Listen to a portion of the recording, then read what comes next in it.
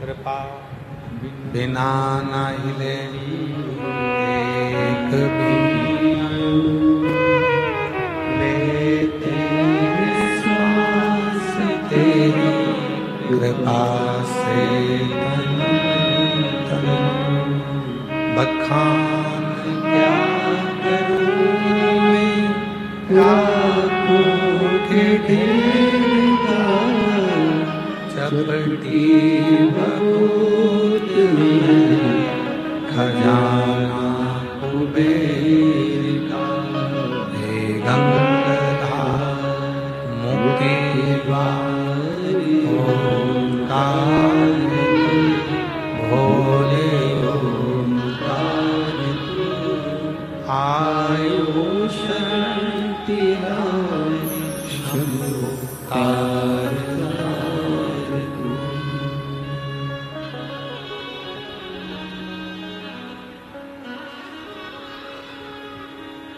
एक देवादिदेव महादेव, एक मां जगत जननी अम्बा, एक भगवान श्री नारायण, एक श्री गणेश जी महाराज, एक मेरे सूर्य नारायण भगवान।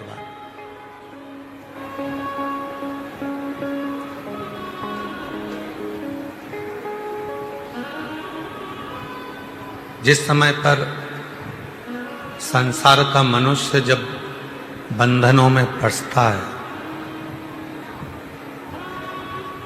कष्ट उसकी जिंदगी में जब आता है, तो शिव जी की शिव पंचायत बैठती है और उस पंचायत में निर्णय लिया जाता है।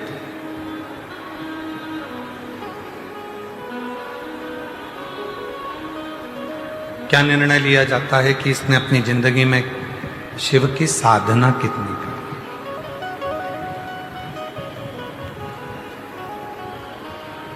एक नौकरी को अगर पाना है तो आपको आपकी उम्र देखना पड़ेगा। पुलिस की नौकरी में जाना है तो भी उम्र देखना पड़ेगा, मिलिट्री की नौकरी में जाना है तो भी उम्र देखना पड़ेगा, गवर्नमेंट नौकरी में जाना है तो उसकी एक उम्र देखना पड़ेगा। उम्र देखना, किसी भी नौकरी को करने के लिए उम्र देखी जाती है, पर भगवान की भक्ति को करने के लिए कोई उम्र नहीं देखी जाती। उसमें यह नहीं देखा गया कि तुम्हारी उम्र क्या है। ध्रुव जी महाराज ने 4 वर्ष की अवस्था में भगवान को प्राप्त करा था। प्रहलाद जी महाराज ने 5 वर्ष की अवस्था में भगवान को प्राप्त करा था। मीराबाई ने 3 वर्ष की अवस्था में भगवान को प्राप्त किया था। कर्माबाई ने 9 वर्ष की अवस्था में भगवान को प्राप्त किया था। संत तुकाराम जी ने 8 वर्ष की अवस्था में भगवान को प्राप्त किया था। नामदेव जी महाराज ने 6 वर्ष की अवस्था में भगवान को प्राप्त किया था। रामकृष्ण परमहंस जी ने 8 वर्ष की अवस्था में भगवान को प्राप्त किया था। शबरी अम्बा ने जब एक अवस्था पूरी चली गई तब भगवान को प्राप्त किया था। ऐसी कई ऐसे संवाद हैं जिन संवादों में हमको लगता है कि भगवान को पाने के लिए उम्र नहीं, भगवान को पाने के लिए केवल भाव देखा जाता है, फिर उम्र कोई सी भी हो परमात्मा प्राप्त हो ही जाता है।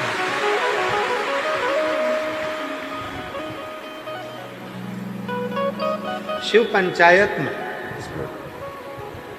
शिव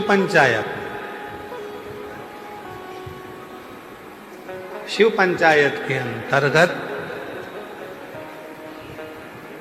5 देवता बैठते हैं और शिव पंचायत में जब वो 5 देवता बैठते हैं तो वो निर्णय लेते हैं। वो निर्णय लेते हैं। क्या निर्णय लेते हैं? इसके मुख से, इसकी दृष्टि से, इसकी श्रवण शक्ति से, इसकी नासिका से भगवान के चरणों की सुगंध कितनी ली गई है। श्रवण से भगवान का कथा कितनी सुनी गई है। जिह्वा से भगवान का कितना नाम जप किया गया।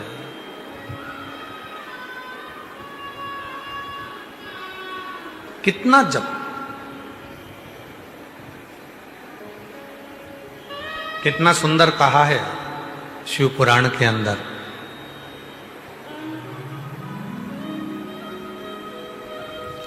पार्वती जी की सहेली विजया ने एक प्रश्न किया। पार्वती जी की सहेली विजया बोली कि पार्वती जी, पूर्व में तुमने पूरा तप करा, शिवजी नहीं मिले। साधना करी, शिवजी नहीं मिले। व्रत करा, शिवजी नहीं मिले। आराधना करी, शिवजी नहीं मिले। योग करा, शिवजी नहीं मिले। पार्थिव शिवलिंग का पूजन करा, शिवजी प्राप्त हुए। मैं पूछना चाहती हूं, हे पार्वती, आप नित्य सरोवर से, नदी से जल भरकर लाती हो और शिवजी को जल चढ़ाती हो, आखिर क्यों? मेरी जितनी जीजियां बैठी हैं, जितने मेरे जीजा बैठे हैं, जितनी मेरी बेटियां बैठी हैं, जितने मेरे बेटा बैठे हैं, जितने मेरे बुजुर्ग माँ बाप बैठे हैं, सावधानी से सुनिएगा। और जो आस्था चैनल पर, फेसबुक, यूट्यूब पर, सोशल मीडिया पर इस पवित्र कथा को सुन रहे हैं, वो भी सावधानी से सुन।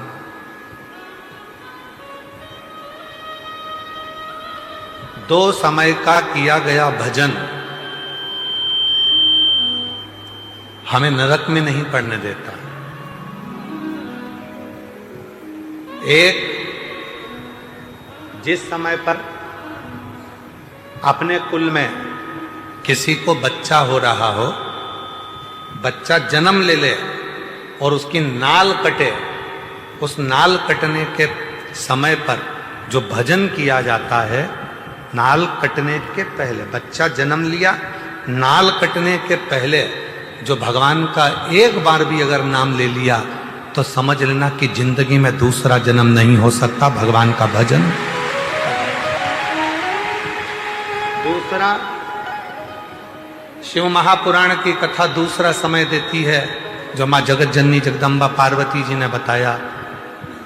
जिस समय पर संसार का मनुष्य अपने घर से जल लेकर, जैसे मां पार्वती जी नदी से जल भरकर, सरोवर से जल भरकर, बावड़ी से जल भरकर पार्थिव शिवलिंग का पूजन करने के लिए जाती थीं, जिस समय पर संसार का मनुष्य अपने घर से जल भरकर शंकर के मंदिर तक जाता है, जितनी देर उसके हाथ में कलश रखा रहता है पानी का, उतनी देर अगर उसके मुख से 2 बार भी शिव का नाम निकल जाता है तो फिर संसार में उसका जन्म नहीं होता, वो शिव का।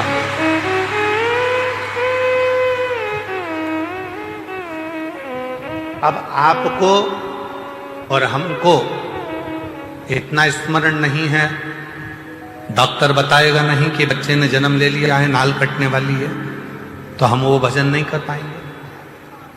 पर पानी का कलश तो हमारे हाथ में है, जल का लोटा तो हमारे हाथ में है। हम जब घर से निकले तब मुख से 2 बार, 5 बार, 10 बार श्री शिवाय नमस्तुभ्यं, श्री शिवाय नमस्तुभ्यं, श्री शिवाय नमस्तुभ्यं, श्री शिवाय नमस्तुभ्यं, श्री शिवाय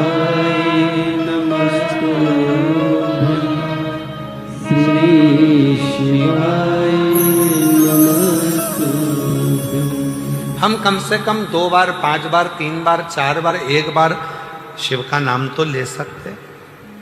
और हमने मुख से जल चढ़ाने के पहले जो नाम लिया वही हमारे भीतर की तरंग उस जल में जाती है, शिव को चढ़ती है और शिव हमारा कल्याण करना प्रारंभ कर देते हैं।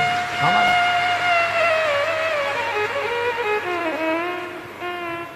कितना सुंदर कहा है। शिव महापुराण के अंतर्गत वेद व्यास जी कहते हैं, जब जल चढ़ाने के लिए शिव के मंदिर जाओ, घर का पूरा काम कर लो, बच्चों को स्कूल भेज दो, पति का टिफिन बना दो, बुजुर्ग माँ बाप की सेवा कर लो, बुजुर्ग माता पिता को दवाई देना है तो दवाई दो, भोजन देना है तो भोजन दो, पूरा घर का काम निपटा लो, झाड़ू पोछा भी लगा लो, बर्तन भी मांज लो, और जिस समय 24 घंटे में से भी अगर 1 मिनट तुम्हें दिखे कि ये मेरा 1-1.5 मिनट खाली है, उस समय पर 1 लोटा जल भरो और शंकर के पास पहुंच।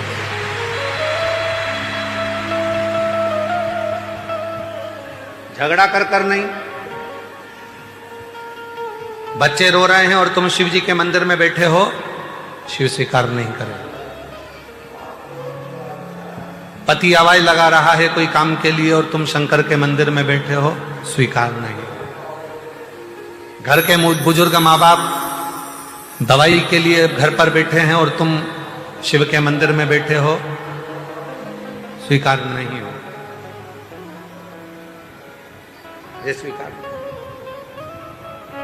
बर्तन मांज लिए, भोजन बना लिया, सब्जी रोटी बना ली, सारा घर का काम कर लिया। अब कई लोग कहते हैं गुरुजी हम तो अशुद्ध हो जाएंगे, हम तो अशुद्ध हो जाएंगे। ए मेरी जीजियों, भगवान शंकर ने जब माता पार्वती जी के साथ में 7 फेरे लिए, 7 फेरे, और फेरे होने के बाद जब माता पार्वती जी के मांग में जब सिंदूर भरा गया, वो सिंदूर जब मांग में भरा जा रहा था, वो सिंदूर नासिका पे आकर गिर रहा था। किसी किसी के यहां आज भी सिंदूर नाक से भरा जाता है तो मांग के मध्य तक भरा जाता है, आज भी। शिवजी ने जब मांग में सिंदूर दिया, वो सिंदूर नासिका पे आकर गिरा, नासिका।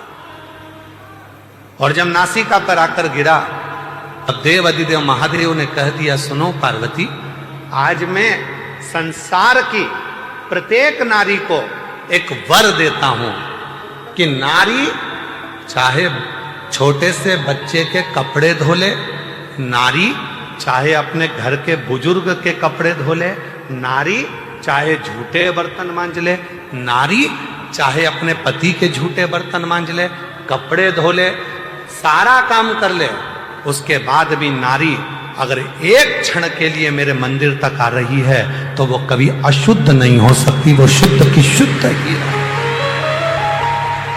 वो अशुद्ध नहीं है, उसमें शुद्धता का भाव नहीं। आज के जमाने में बहुत बड़ा बड़ा आडंबर हो गया, शिव जी को हाथ मत लगाना,